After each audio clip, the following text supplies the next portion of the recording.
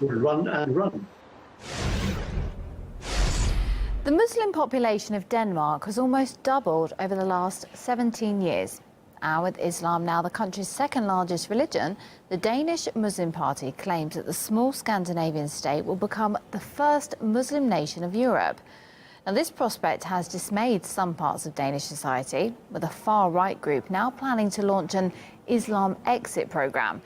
The Danish People's Party says it's just trying to help people who want to leave the religion but are too scared because of the possible consequences. But Faith Alev, chairman of the Danish Islamic Centre, says politicians shouldn't interfere in people's beliefs.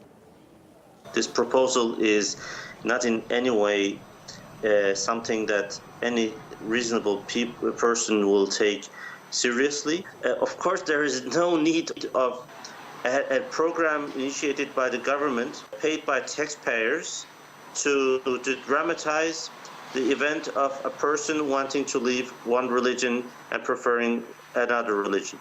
This proposal, this idea, will have no support in the broader Danish population. However, a recent poll conducted in Denmark shows that half of Danes actually want to limit the number of Muslims leaving their country. While debates about Islamophobia rage in the country, multiculturalism expert Mogens S. Mogensen says initiatives like the Islam exit program only fuel hatred. The problem is that if you talk about an exit program for one of the members of the 250,000 Muslims in Denmark, you compare or you relate the Muslims to criminal gangs like Hells Angels and Bandidos. But the Islamic community is not a criminal gang. Most of the members of the Muslim community, they are law-abiding citizens. And therefore, I think that this initiative casts a lot of suspicion over the Muslim community, which is not helpful at all. Up to 15 people have died and dozens have been wounded after a train crashed in northern India.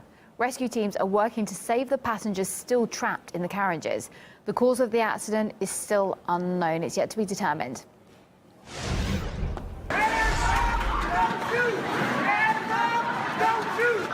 In Philadelphia, 10 people were arrested after a town hall meeting descended into a brawl. Emotions flared at a community gathering following a court's decision not to charge the 2 police officers involved in the fatal shooting of Brandon Tate Brown. He was a local man shot dead during a traffic stop after officers said he struggled with them and reached for a stolen gun.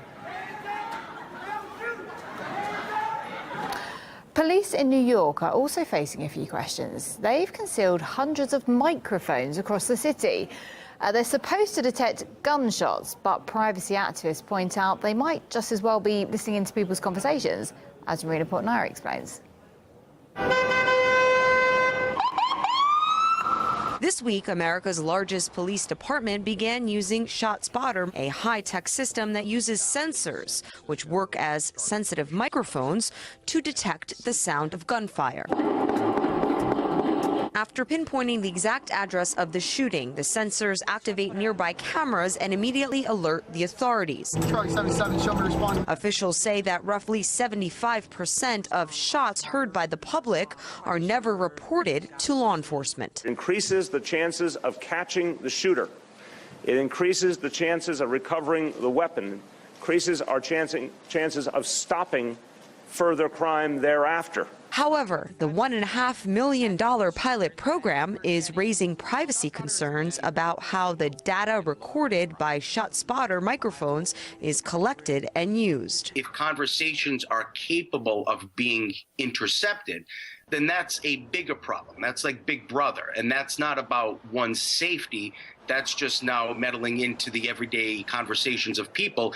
And the question is then, what are the police going to do with those conversations? Back in 2012, a ShotSpotter system in Massachusetts recorded a loud street argument following a fatal shooting. The warrantless secret recording was used by investigators to arrest 2 suspects. Attorney Frank Camera defended one of the men. With the sounds of the gunfire came the conversations as clear as you and I talking. And clearly that's concerning. I mean, because it does open up a whole host of issues regarding one's privacy. The NYPD says 300 shot spotter sensors have been placed throughout New York City where a high amount of shootings have occurred.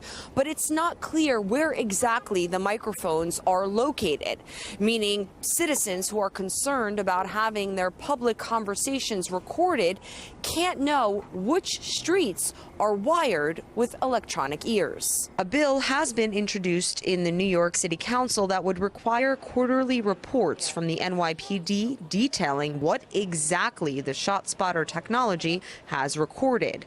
What it does not guarantee, though, is how that information will be used.